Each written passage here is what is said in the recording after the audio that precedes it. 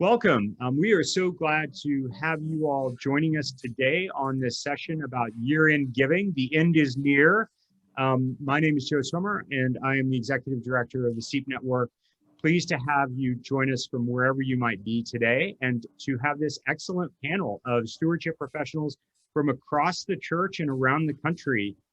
It's terrific to gather these folks together. Many of them have been active for years in the SEEP Stewardship Professionals Network, and we're looking forward to having you all be active in the SEEP Stewardship Professionals Network.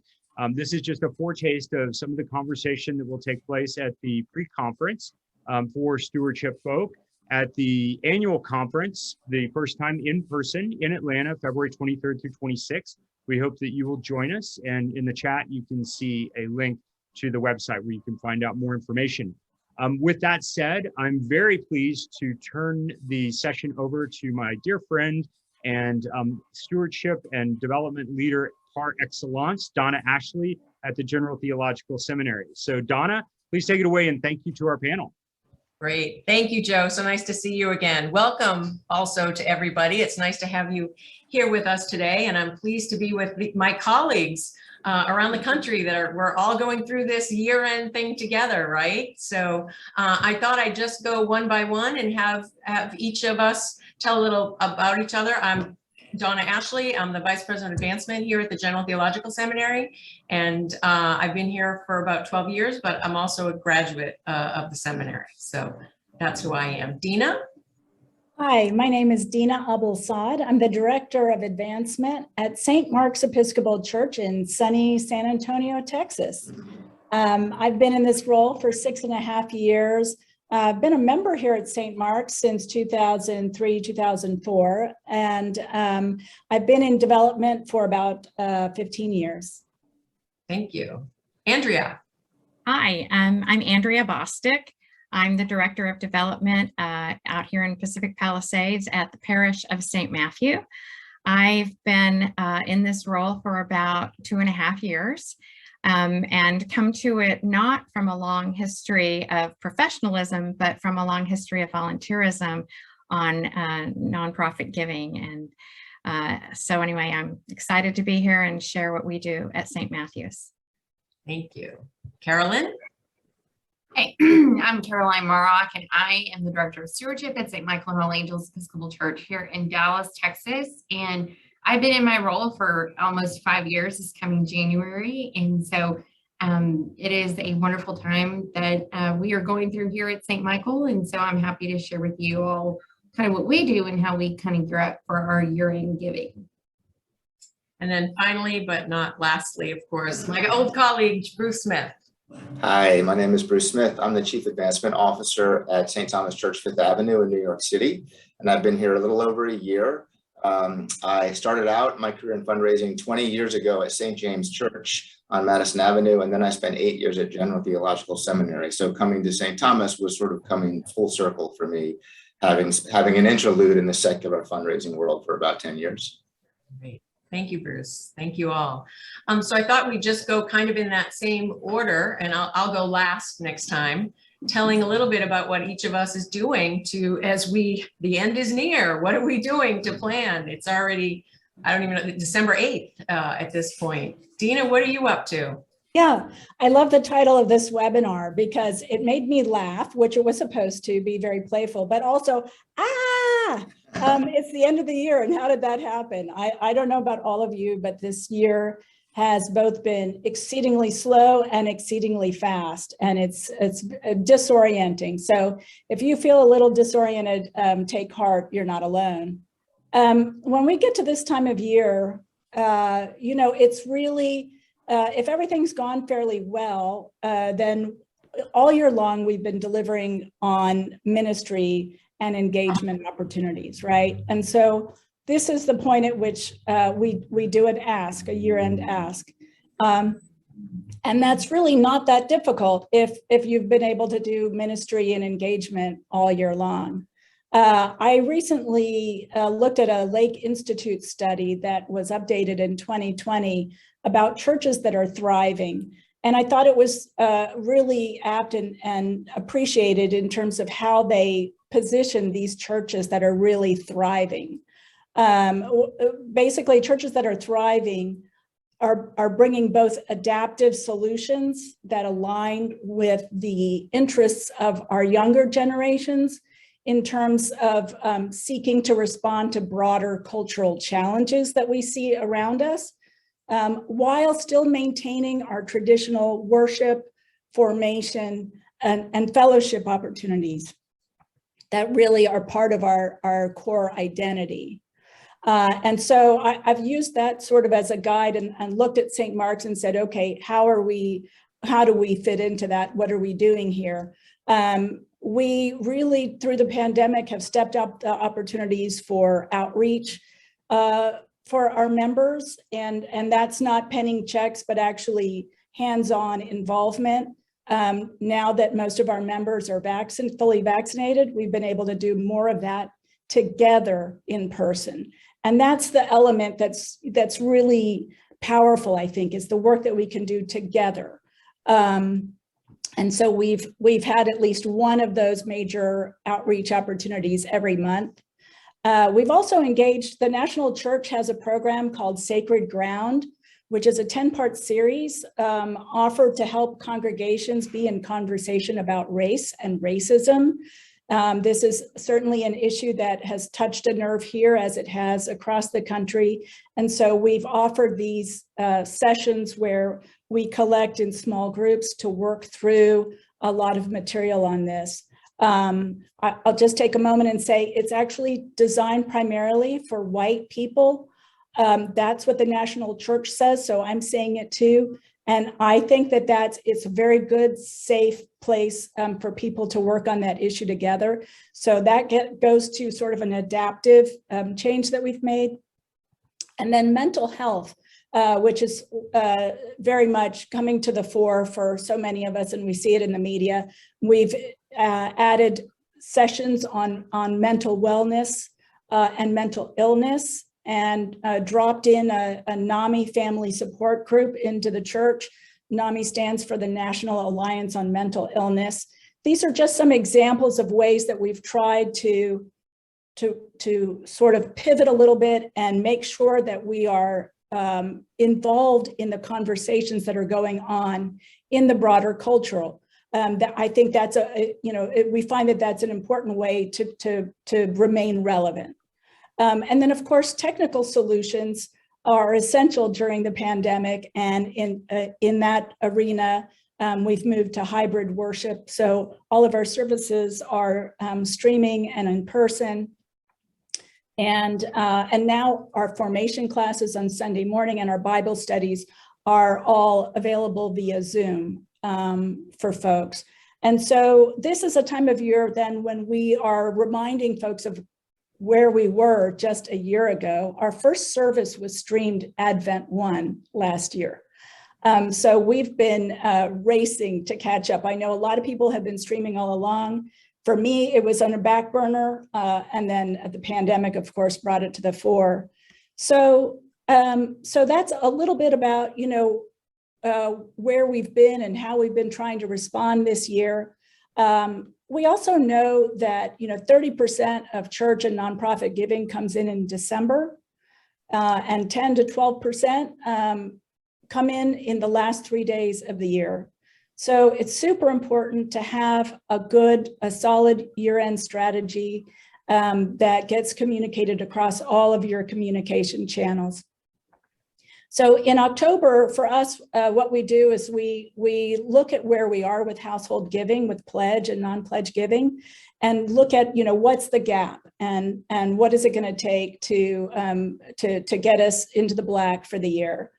And then we produce an Advent Christmas issue of our bi-monthly publication. It's just sort of a last push of this is everything that's going on. We want to, come and be involved in all of this. And then right after Thanksgiving, we send out a letter, again, with our service times and things, but also reminding us about what we've been doing this year and asking for financial support at the end of the year. I pick about 10% of those letters for a handwritten note from our rector. And then I choose a subset of those for visits and phone calls, usually by the rector or by me or by other members of the vestry that might be appropriate given the people that we're reaching out to. And then on Christmas Day, we'll send out a playful e-blast, and we'll follow up 1 or 2 more times after that with a Christmas greeting and a reminder of who we are and what people have made possible, and with a nice big donation button so that they can make their final gifts. One thing I really focus on in those last emails of the year is that the messaging needs to be focused on the giver, not the gift. So it's your members that you appreciate and that you're thanking, not their money, right? You're asking them for money, but you're thanking and focusing on the giver. And I think when the messaging is focused more that way, people feel more connected to the messaging. Yeah. Thank you, Dina. Really fascinating. I want to talk to you more about the mental health piece, because I think a lot of institutions have struggled, and I know us and our students have similar needs. So I'll talk to you more about that offline. Andrea, what are you up to? Hi. Well, let me back up just a little bit and give you a little history of St. Matthew's and the different constituencies that we have at our campus. We are a church that has a school, a thrift shop, a very vibrant outreach group. We run a summer day camp that is beloved, and we were able to run that this summer, which we were so thrilled about. We have a scouting program that has the largest number of Eagle Scouts turned out every year in the nation. So it's an incredibly vibrant group there as well. And then we also have a tremendous music program. So when we look at our stewardship folks, sometimes it's not just who we see who come for worship. Sometimes it's people who are tangentially affiliated with St. Matthew's because of the mission or because of some arena that they are really drawn to. And so during the pandemic, of course, with having a school, we did see some difficulties between certain families and the way things were going at the school. So we really had to work through a lot of those sorts of issues and hope that they didn't spill over into the church membership. And by and large, I would say that was very successful. It has taken quite a lot of energy and care and thoughtful processing throughout the whole time. But I would say that with people feeling like they couldn't really be together, we've been streaming from the very, very beginning, and almost as soon as possible this year put together ministry, our worship on the meadow. We have a beautiful campus, and we were really feeling like we were not giving families with young kids a good space, because out here everywhere with the pandemic and vaccination rates and masking and kids, we've always had a place for our little ones to go, but during this pandemic, obviously it's changed everything. So we took a section of our campus and started doing our 11 o'clock services out there, kids running around, parents on blankets. It's been such a joy. And not just for our young families, some of our older members have loved it so much because it's just so uplifting to see these little kiddos running around out on the meadow. And it's just been a salve to some very, broken hearts. And so it feels really wonderful to have that going. And that's a shorter service. So we've really amended that service to adapt to, and the message is shorter, to the attention span of our littler ones and the families with the little ones who are chasing them around. And we're visited by deer and birds and high winds and what have you. So it's really always fun. We were doing an outdoor service the whole time from pretty much the beginning of the pandemic, but the movement of this up to a hillside with picnic blankets that we started in the summer, we're just going to always have it. We know that that's one of those things that we just love it. The families love it. And so we're going to keep that. But in terms of stewardship and what our plan has been, just to give you a quick overview, we have about a little over 400 pledging families in our church. And we run a program that with our committee of less than 20 people that plan it throughout the year, we ramp up to having 100 people involved in our stewardship campaign. So these are people who are taking the cards to folks and making phone calls and very, very committed. And we find that with that first 100, because they really appreciate and they get the behind the scenes importance of where we are exactly with dollars and cents. And yes, certain people moved away for whether it was, academics that they moved or they're working remotely from a second home somewhere farther away. We're letting everybody know exactly where we stand and that our stewardship dollars were down for 2021 and we let everybody know what the challenges that we do have ahead. So in terms of our campaign, and it's a campaign that runs beginning in October, it ends in the middle of November or early November. One of the things we thought would be really important this year was to have an enormous open house kind of a party in November, welcoming back everybody from all these different constituencies that I talked about earlier. And so we put on a huge party, basically, with live music and food trucks and wine and games. And it was just really, really lovely. And it felt like for the first time, even though we've been together in smaller groups, it really felt like a great way to connect everybody. And so that was actually on the same day that our stewardship campaign culminated. And we had we were expecting 250 people. We had well over 300, which for us, those are big numbers for us having something like this.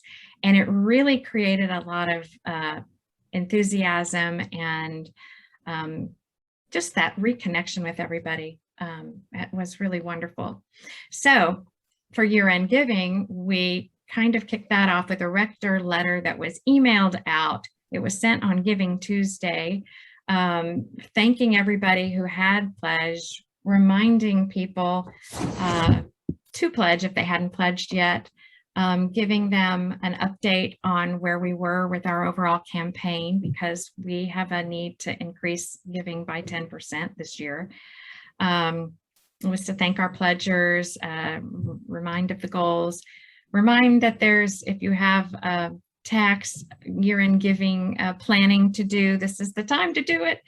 And then, of course, with the reason we ended up emailing this, we generally would have done it in a mailing letter, but we wanted to have clickable links, clickable to online pledge cards, clickable to giving, clickable to additional year-end giving, reminders to set up recurring giving. Just this letter had a lot in it, and somehow it still felt joyful and happy and upbeat. And that's sometimes the challenge, I think, when we're writing these letters that say, we really need your help.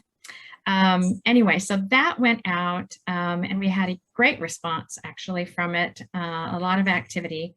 We sent out our 11-month statements that we're just about to send those out. And we are having some of those important coffees with certain parishioners as well.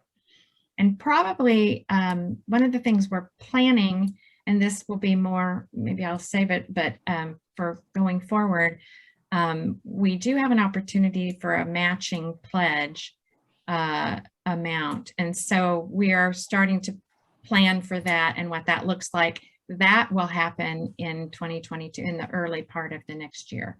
So all of those things are upon us.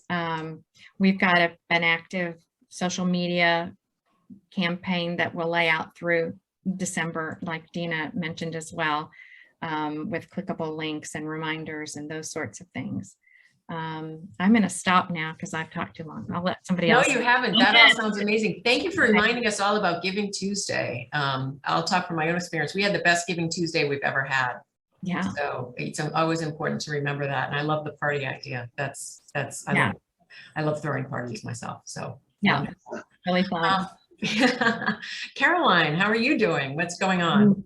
Wonderful. Thank you all so much. So as I mentioned, I'm at St. Michael and All Angels here in Dallas, Texas, and we're a rather large congregation. I have roughly over probably around 1,100 pledging units. So that is that's a large campaign. So we've really been focusing on holding on to our momentum that we have built over these last 4 years and constantly working to refine that, be it through our communications vehicles of our mailed solicitation and or our email blasts and videos and kind of the information in the statistics that we do put out there. I'm probably going to keep my contribution rather short to give Bruce some time, and then we can have time for Q&A. But basically kind of what we do to not only follow up, but encourage on giving of the many, many things that we do throughout a campaign season, because our campaign runs from the beginning of October through the month of January. We have a significant amount of parishioners who do pledge in the month of January due to they have to wait for the end of their year. They want to have a clearer picture. So it is much more helpful for us in that respect. But we do send 5 statements a year. We send 4 quarterly statements kind of with letters of what's been going on, and it's all possible because of your dollars. And then right before right at the beginning of November, we send out a 5th statement, and we take that statement and we split it into 2 piles of people who have a balance paid in full, and then 2 people who have a balance. And they roughly get a short little letter saying, you know, this year is going off with strength and vigor, and we want to finish strong. And, you know, as you prepare to fulfill your pledge, reminding them, here are all the ways you can make that happen. So that not only helps with collections, but then, you know, as people are approaching your giving, and especially as we all internally look at the markets and what's going on, and, you know, 21 could be a year where a lot of people need to make some extra contributions to avoid any additional capital gains taxes. So that's a big thing for us here in this parish. So we've kind of been making, you know, we curtail that letter to people who have a 0 balance. And if you're looking for a year-end gift, you know, here are a couple of ways that we're wanting to do internally here at the church to kind of bolster and support the work of our ministries. And, you know, of the things, the vehicles, and we actually did push it out to our parish that we are accepting cryptocurrency, which I know is a new thing, but, you know, when you go through, it's just like trading in stock. You know, they have to go through someone financial first for it to become liquid money, and then they can take that and use that as their contribution type deal. So with, you know, all of those moving pieces, it's a big thing, and it really does, it boosts us in the end. And we make sure that is at our mail house and in the mail, my light goes out, hitting homes by the day after Thanksgiving. So because people, when they are looking at their year-end gift, you know, they're probably meeting with their financial advisors in the month of October, if not right before then. And so, you know, be it right now that we do that right after Thanksgiving. I mean, we could probably even do that beginning of November, but we also temper that for when we're making the ask. So I see a letter here from Becky of an example of the year-end giving letters. Sure, I am happy to send those to Joe and or however Joe wants that information shared with the group. But we're more than happy to share those because they're rather short and sweet. We don't make it like a quarterly statement message from the rector. But But those are just some of the things that we do to kind of focus in not only on year-end collections, but year-end giving opportunities, as we are as well at the same time making the ask of people to consider their gift and or their increased gift for 2022. So I'm going to toss it to Bruce. Sorry, Donna. That's okay. That's okay. I love when people step in and help me. Bruce. Thank you. Thanks, Caroline. Everything that I've heard so far is, it sounds terrific. I think that there's a little piece of each of those things that we try to do at St. Thomas, or we would like to try to do at St. Thomas. Doing events, focusing on the impact of our ministry, and reminding people of where they stand and where the church stands and how those things might come together in some way to help further the ministry of the church. I think are all really powerful messaging points and points of action for people who do this work. The thing that we're really focused on right now at St. Thomas is saying thank you, thank you, thank you, thank you, thank you. It's really, I mean, it is the most important action that any fundraiser can take, is to say thank you for the last gift, and to do it a lot.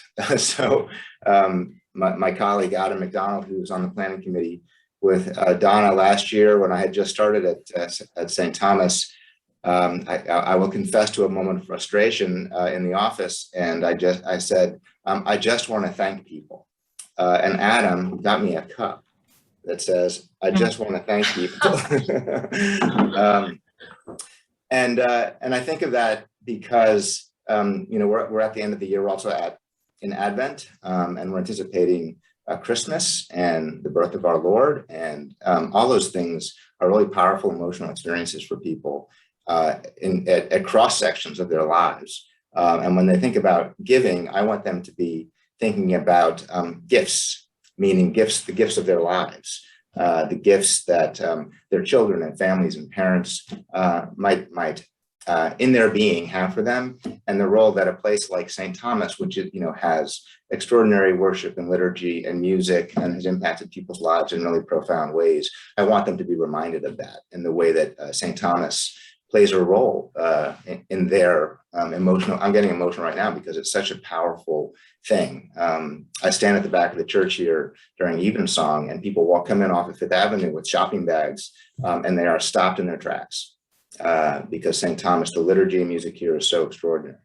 And so when I think about the year-end giving appeal, that's what I want to be able to communicate with people. I want them to have an emotional response to the question, will you consider a gift to support the ministry and mission of St. Thomas? And I want there to be a visceral response. Yes, I do want to support that. And so the messaging is going to be around impact, and yes, numbers. I mean, I'm very much a numbers guy, and I think people like to know, what are the dollars and cents, what's the budget, but ultimately it's about storytelling and how does this $25 gift, $250 gift, or $2,500 gift make a difference? And so that's when I think about what we're going out with, and we're going out with email and letters and different aspects of the ministry, whether it's our music program or the choir school. And we're also still in our annual appeals. We're trying to close that.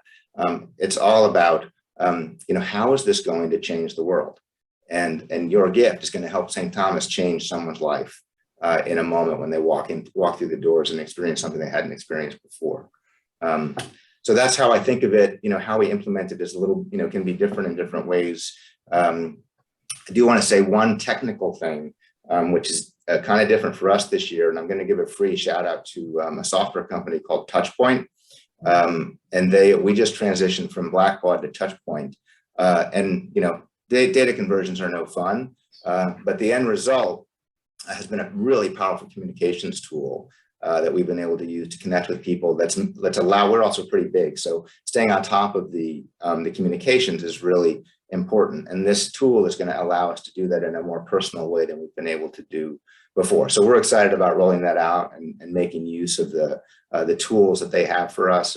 And so that, I will say to parishes that are out there thinking about how do you actually do all this, the technology choices that you make can be really impactful.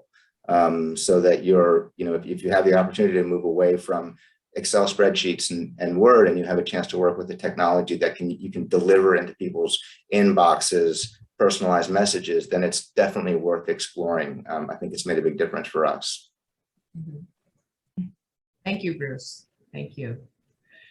Joe asked me to talk a little bit about what we do at General Seminary. I know that most of you are from parishes, and so what we do might be just a little bit different, but a lot of it is very the same. When Bruce talks about impact, that's what I spend my life talking about. You know, at this time of the year, I'm either out eating lunch, out having coffee, or on the phone talking about the impact of people's gifts and what it has done to change the lives of our students, who then go out and lead those parishes that you are all working for. So, and thank you to Joe for asking for the feedback, because when I'm finished talking, we're going to ask for questions.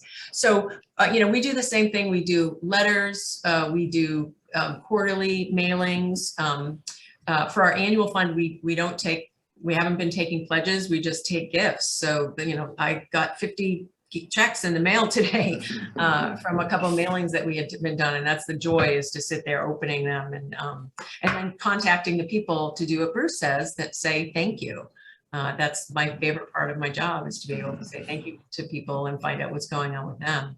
And then keeping records, as Bruce said, we don't use touch point, we use something called Bloomerang, which we converted to from your old system of Abilla, Bruce, which I inherited from you. And that's allowed us to really keep track of all of our donors and every interaction that we have with them, because our donors are all over the country, essentially all over the world, that we keep in contact with. To talk about things. The other thing we did this year that we never used to do, because we all learned how to do it during COVID, was we had coffees with the dean remotely. And so, you know, we had huge different times, different days that would we had up to 100 people sit, which is really hard to get 100 people to ask questions of the dean, but he answered them all. And we went through a leadership change too. So we have a lot of communication about that going out. It's really just communication, and thank you from our perspective, using all the same tools that you all use. So, and then I have another year end, because our fiscal year end is June 30th. And so in a way, it's a gift for me to have a December and a June that I have to work with in terms of doing real communication with our donors and potential donors intensely at those separate times of the year. So thank you, everyone. You want to add some questions in here, or should we just go around and talk about those things that we wish we had said that we hadn't talked about? Was there anything, Dina, that you wanted to add? Well, sure, I'll jump in. I think Bruce did a really lovely job of reminding us of the difference between the secular nonprofit world and the church. And I think that that's the kind of impact that we need to keep communicating to our members, because where we can do, individually, we can support a variety of very worthy nonprofits around the city. When we come together to do work together, there's a transcendent experience of community that battles that alienation that people feel, and the church is the church is with you when you're born, when you're baptized, when you get married, when you die, and all of these important milestones and everything in between. To know that you have a place, you have a home, another home, a home of choice, a community of choice is super powerful, and that is what sets us apart from the rest of the nonprofit world. Absolutely, thank you, Andrea. Caroline. No, go ahead. No, you go. Okay, well, what I was going to say is we're really focusing on a lot here outside of having our processes in place. Bruce, thank you so much for saying it, to thank people. I mean, we've got a system of how many times they're thanked, how they're thanked, and so on and so forth. So yes, but we're really focusing on, we want you to be involved, and we want you, and not, of course, we want your money. I mean, that's why we're all here, but you know, it's we want you involved in this ministry work. We want you here at church. You know, you are important, and then it's all about then how we care for their dollars. You know, we try to do everything that we can to make people feel as though we are truly caring for and are being good stewards of the funds that we are given. But yes, we're really trying to bolster our ministry involvement, and getting people to get their hands dirty. And then really, we've developed a new process this year for new pledgers, because a donor doesn't become a bona fide donor until they've done it for a couple of years in a row. So we're really focusing on the pipeline, if you will, of, you know, who's following this wonderful generation, or two generations that are financially keeping us afloat, and recognizing that and naming that. And so really focusing our efforts not only on continuing to cultivate those folks and making them feel very appreciated for what they're doing, but also what are we doing to get people to at least start participating, so then we can cultivate them. Because the hardest thing to do is take someone who is not giving us anything to give us something. And so how compelling is the message? What is the call? How much are we charging them to jump in? And we all row this boat together. Thank you. We actually have a question. So I will ask it, and someone jump in. Do you use only snail mail or email for your statements / letters, or a combination of snail mail and email? I will answer that from my perspective. We use both. Anyone else? I would say, oh, sorry, Donna. There you go. We do snail mail. We tried the only email deal, and it was a flop. I mean, it was just terrible. We did that years ago, and we stopped. And ever since we started mailing statements to homes, it picked up. But I'm sure if we did both, you know, the mail is not all that dependable these days. So there you go. Yeah, we send out mail statements, but we also have a member portal on our website that our members can log into and see their giving history at any point.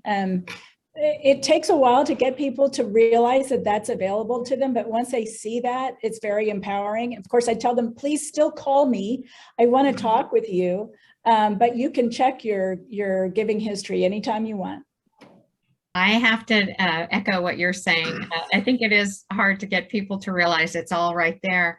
And some of our social media posts that we were just talking about yesterday that we want to do again throughout this month is remind that not only do they have that accessible, but we have an app, and we're really trying to move away from papers for bulletins even. And we're asking people to come to church using their iPads just to save the printing. And hey, in that app, did you know you can make a gift? You can create your recurring giving, and you can always see your activity for the year. So some of that's going to go in. I don't know. We've got to get creative about how to put that in a post, but we certainly message it week after week after week as reminders that they actually have access to seeing that. We still send snail mail for we do the 5 statements as well, the quarterly, and then the November statements. And I'm kind of with you, Caroline, that I would not trust. I mean, I want people to get this in an envelope that they open, because, and then also for people who have a balance, they get a return envelope in there. We have little stamps that say Merry Christmas, or 4th of July, we've got, flags, whatever. We just make sure that it looks like, hey, we looked at your statement before we put it in this envelope. It's not just being spit out of a computer and a printer. So it's kind of a moment to do that. And we always see a tick up in giving right after the quarterlies go out as well. So that's our system. Thank you. Thank you.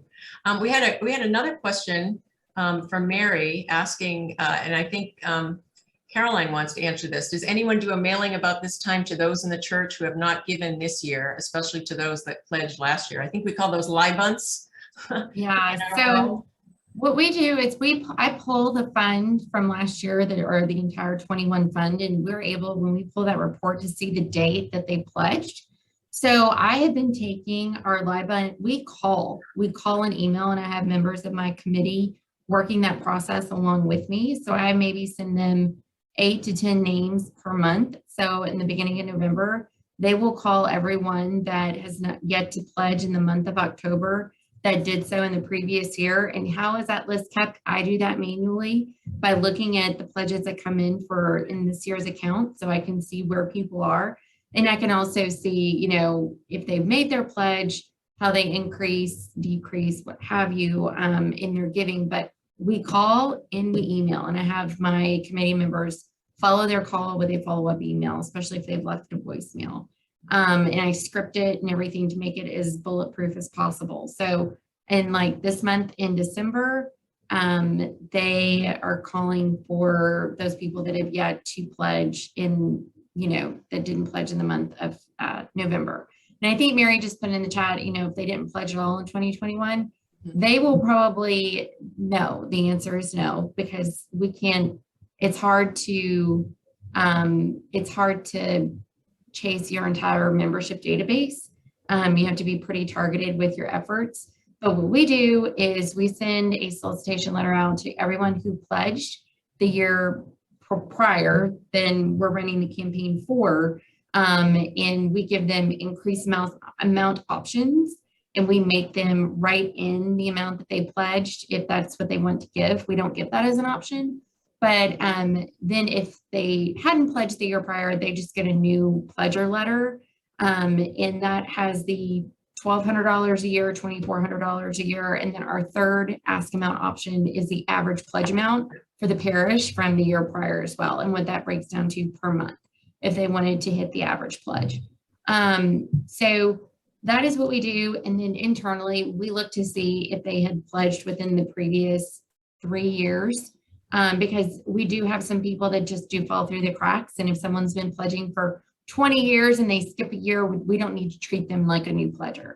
So we kind of look at that internally, and then they kind of go into they pledged the same amount, just so they're not getting this brand new pledge when they've been members for 40 years. I mean, that's ridiculous.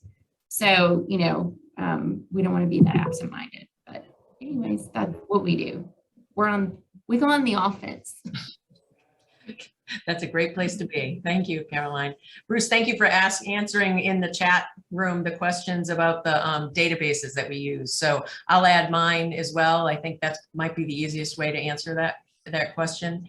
And someone asked Dina if you could say more about donor-focused thanks versus gift-focused thanks. Sure. So what I'm talking about is in the messaging, you can say, thanks to you, St. Mark's is growing in new ways, rather than thanks to your gift, St. Mark's is growing in new ways. So you're talking right to the donor, not to their wallet. Great, thank you. I think we had a question.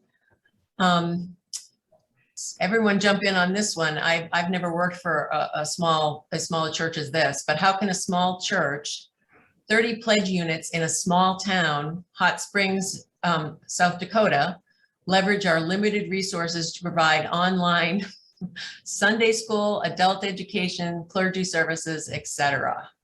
That's from Bob Henry. Thank you for that. Anybody feel like they want to jump into that one? I would almost say Facebook Live, because that's free, but Bruce, you go. Yeah, I mean, my thought, it actually comes from my experience at St. Thomas, which in some ways, may seem quite different, but in other ways, it's similar in the sense that we felt like we needed to reach people. And so we just started doing, Zoom. And so if you just start doing Zoom, it's amazing what will come about. So if you, invite people to a Zoom for, and if it's 30 people, you can do that with a free membership, and start a conversation and invite people into a conversation, and you have the human resources there to lead those conversations. And this technology might give you the opportunity to develop relationships that will carry it forward into the next thing. And the way I saw it happen here at St. Thomas is that we were able to deliver services online, and then that ministry really blossomed and burgeoned. And we just, tried to do it as quick as we could. Just full steam ahead. Let's try to make this happen as our resources allow. And there may be mistakes, it may be flawed at first, but we're just going to push it out there. And then we learn our lessons, we make adjustments, and the community builds. So I guess I would say, don't let the perfect be the enemy of the good in this situation. Start the conversation. Maybe it's Facebook Live or Zoom or the phone. But once the conversation starts, it'll take on a life of its own.